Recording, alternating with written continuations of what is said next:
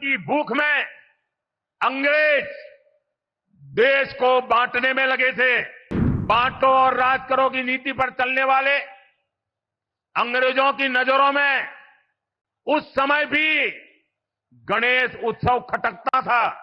आज भी समाज को बांटने और तोड़ने में लगे सत्ता के भूखे लोगों को गणेश पूजा से परेशानी हो रही है।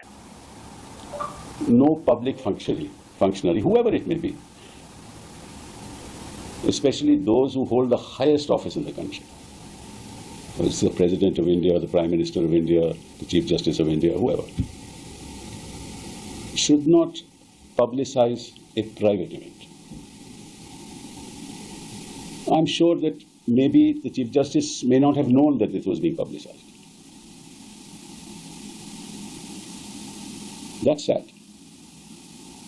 The second thing is, दोस्तों, अभी कुछ समय से जब से प्रधानमंत्री श्री नरेंद्र मोदी जी ने गणेश चतुर्थी में, गणेश उत्सव में श्री डीवाई चंद्रचूड़ जी के यहाँ से पार्टिसिपेट किया है, तब से लेके अभी तक बहुत सारे कंट्रोवर्शियल स्टेटमेंट्स आ चुकी हैं। कभी श्री कपिल सिब्बल के द्वारा, कभी श्री संजय हेगड़े के द्वारा, कभी संजय राउत के द्वारा, कभी श्री प्रशांत भूषण के द्वारा, और इतना ज़्यादा कंट्रोवर्सी क्रिएट करने की कोशिश की गई है कि एज इफ श्री नरेंद्र मोदी ने वहां पर विजिट करके कोई बहुत बड़ा अपराध कर दिया हो। बट रियलिटी यह है कि श्री नरेंद्र मोदी जी श्री डीवाई चंद्रचूड़ के यहाँ कुछ स्पेसिफिक पर्पस के लिए गए थे।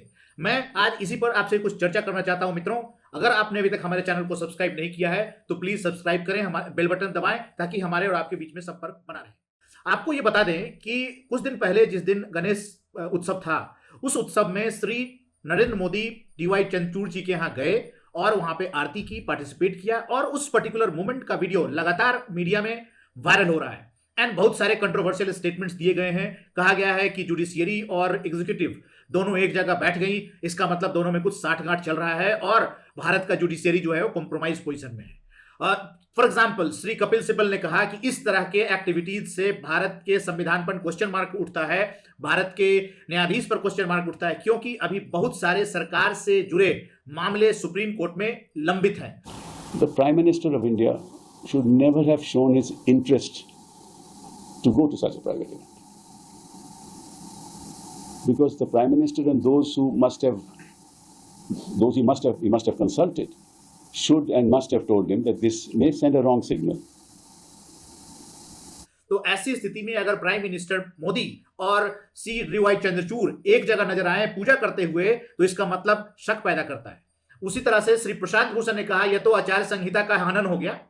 श्री हेगड़े कहते हैं कि यह पर्सनल है मामला और इस कारण से लोगों को के सामने ये बातें नहीं आनी चाहिए। अब इसके डिफेंस में श्री हरीश साल्वे का यह कहना है कि भारत का संविधान, भारत का इंस्टीट्यूशन इतना कमजोर नहीं है कि प्राइम मिनिस्टर अगर किसी के घर चले गए, किसी न्यायाधीश के, किसी ऑफिशियल के घर पे चले गए, खासकर जब कोई एक रिलीजियस फेस्टिवल है और उसमें उन्होंने सहभागिता दिखाई, तो ये तो एक यूनिटी का प्रतीक है और उस प्रतीक को आप पॉलिटिसाइज करके ये बताने की कोशिश कर रहे हैं कि भारत का संविधान और इंस्टीट्यूशन इतना कमजोर है कि उसको दो आदमी मिलकर हाईजैक कर सकता है। Seem to be completely unable to accept the fact that he's third time prime minister, and so we are taking a sledgehammer to every democratic institution. It's if we can't win it, let's break it, seems to be the current approach, and that is why you'll see the smallest of matters are creating controversies. The kind of things which are being suggested, the kind of changes which are being suggested are going to rip India's social fabric apart and destroy public faith and confidence in every institution. And when people in high office start doing that, that is when the constitution is in danger. उसी तरीके से श्री महेश जेठमलानी का कहना है कि ये एक personal और निजी मामला है और everybody has freedom to participate in any religious activities. और उन्होंने ये भी कहा कि जब बालाकृष्णन चीफ जस्टिस थे तो उन्होंने श्री मनमोहन सिंह के द्वारा बुलाए गए इफ्तार पार्टी में पार्टिसिपेट किया था और उस समय कोई हो हल्ला नहीं हुआ था। और मित्रों, इस बात को ध्यान में रखते हुए श्री नरेंद्र मोदी ने भी स्ट्रॉन्ग रिएक्शन दिया है, जबकि जनरली वो इस तरह के स्टेटमेंट्स जब आती हैं तो इग्नोर कर देते हैं। चुनौतियों पर भी ध्यान देना है जो देश को पीछे धकेलने में जुटी है। गणेश उत्सव ने हमारे देश की आजादी में भी बहुत बड़ी भूमिका निभाई थी, लेकिन इस पर्टिकुलर पॉइंट पर उन्होंने एक स्ट्रॉन्ग ऑब्जेक्शन जताया है और लोगों को याद दिलाया है कि कॉलोनियल पीरियड में जब इस तरह की पूजाएं होती थी तो यूनिटी का काम करती थी। उन्होंने लोगों को याद दिलाया कि जब भारत परतंत्र था, गुलामी की जंजीरों में जकड़ा हुआ था, तो अंग्रेजों से लड़ाई लड़ने के लिए लाल, बाल और पाल, इन तीनों ने मिलकर रिलीजियस सेंटिमेंट्स को जगाकर भारत को यूनाइट करने की कोशिश की थी।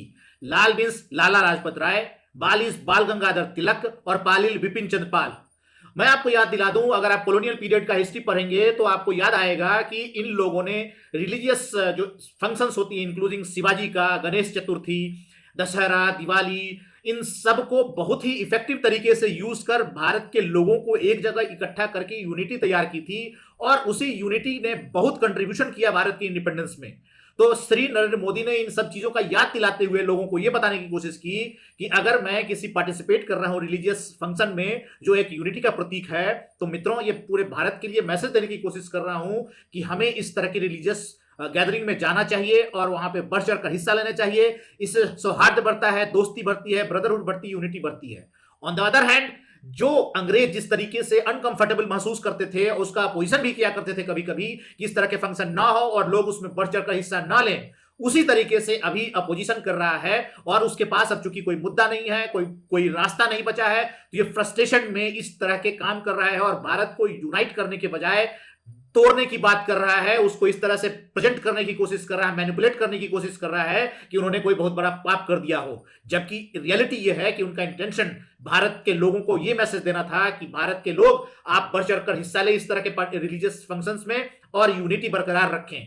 मित्रों, अगर आपको इस पर कोई कमेंट देना है, रिएक्शन देना है, तो प्लीज हमारे चैनल के जो वीडियो के नीचे जो कमेंट बॉक्स है उसके नीचे जरूर कमेंट्स दें, अपने विचार दें। और मैं आपसे गुजारिश करूंगा फिर से कि अगर अभी तक आपने हमारे चैनल को सब्सक्राइब नहीं किया है तो प्लीज सब्सक्राइब कर लें ताकि हमारे और आपके बीच में संपर्क बना रहे। आपने समय दिया उसके लिए बहुत बहुत धन्यवाद मित्रों। Hope to see you again. तब तक के लिए गुड बाय एंड आडियोस।